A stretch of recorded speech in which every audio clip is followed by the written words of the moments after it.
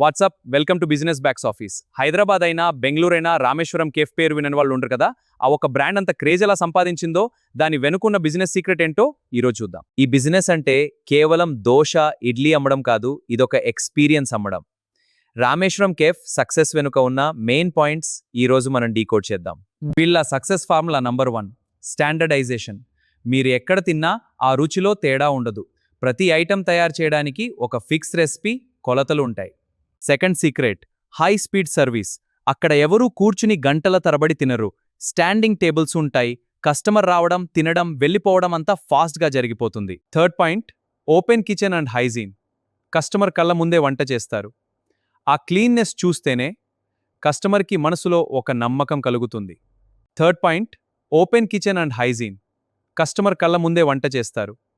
ఆ క్లీన్నెస్ చూస్తేనే కస్టమర్కి మనసులో ఒక నమ్మకం కలుగుతుంది.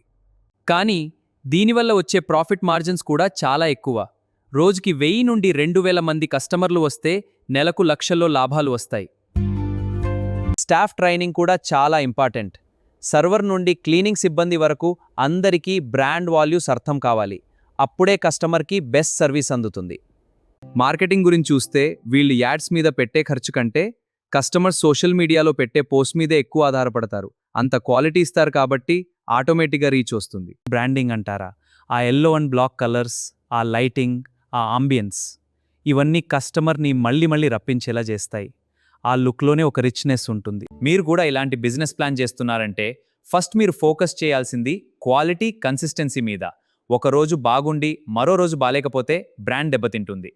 చూసారుగా, టిఫిన్ సెంటర్ కదా అని తక్కువ అంచనా వేయొద్దు. సరైన ప్లానింగ్ సిస్టమ్ ఉంటే ఏ చిన్న బిజినెస్ అయినా పెద్ద రేంజ్కి వెళ్తుంది. రేపు ఇంకో కొత్త బిజినెస్ ఐడియాతో కలుద్దాం.